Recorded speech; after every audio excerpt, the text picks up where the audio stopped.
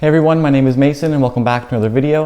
And before I get started, I just want to say that soon I'm going to be taking down and privating all my old videos about the Humber real estate program.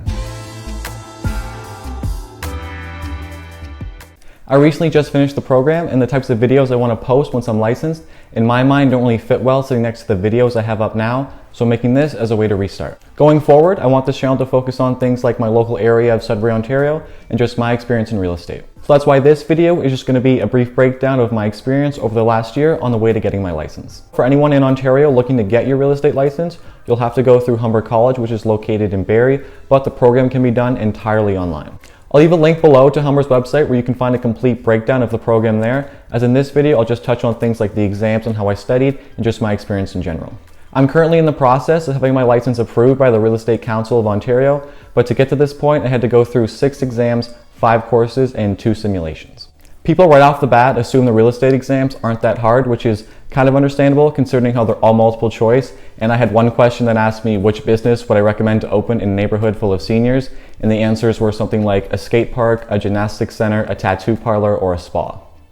But all of the exams do have a 75% passing mark, which does make it a little tougher, and most of them have over 100 questions. And believe me when I say that Humber does the best job at phrasing these questions in the worst way possible, so half your exam time is spent just trying to understand the question. They also love to do things like make you answer 6 not questions in a row, and I feel like it's their way of trying to make you forget that the word is there so you eventually slip up. And now in my opinion, studying for the exams gets easier as the program goes along, and that's because there's a lot of overlap. It feels like you read about the Ontario Building Code on every other slide, and you learn so much about Phase 1 environmental reports that you feel confident enough to do your own. It got to the point for me where I stopped taking notes because I already had the information written down, and so for studying, I mainly relied on PASSIT. If you're a student getting your real estate license, you will thank God that PASSIT exists. PASSIT is a paid study service that has a test bank with hundreds of multiple choice questions for each course in the program, and I would use this so much that I would see the same questions multiple times, so I'd click the wrong answers on purpose just to see why it's wrong to help my understanding even more.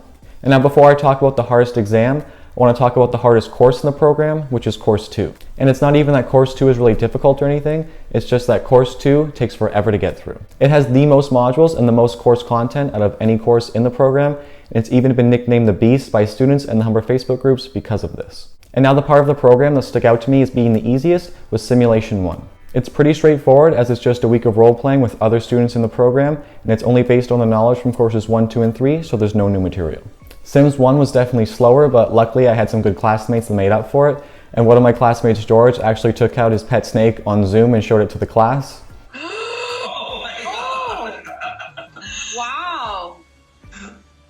And it resulted in Humber reaching out to me asking to give a testimonial about the program.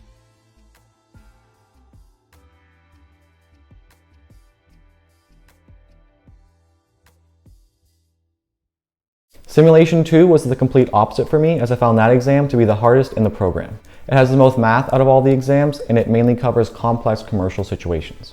And to pass this exam, I could only get 11 questions wrong because of that 75%, and Humber gives you the option to bookmark your questions to go over at the end of your exam if you're unsure of them, and I had exactly 12 questions bookmarked to go over at the end of my exam. I stayed up until 3 a.m. just like every other student waiting for their test marks, and I was thankful to find out that I passed my final exam. Now, while I was in the program, I started shadowing a realtor named Tristan Ritchie with a local brokerage called Lake City Realty.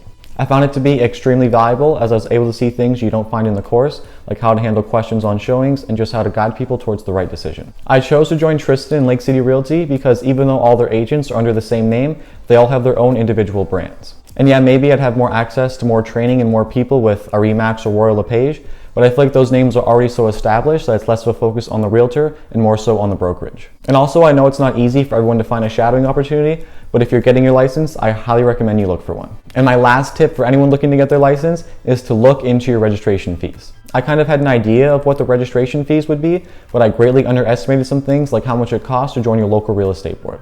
For example, to join the Toronto Real Estate Board, it's around $850, but to join the Sudbury Real Estate Board where I am, it's $1,500. Some students in my last week of Zoom classes had no idea about registration fees, and they can be an extra $4,000 on top of the program. But anyway, that was my experience over the last year in the Ontario Real Estate Program, and it feels amazing to finally be done. I can't wait to be back on here just sharing and talking about things like what my first week was like and just seeing where it all goes. Thank you all so much for watching, and if you liked the video, please let me know. And if you're interested in Sudbury real estate or just want to see my experience in it, hit the subscribe button and I'll see you in my next video.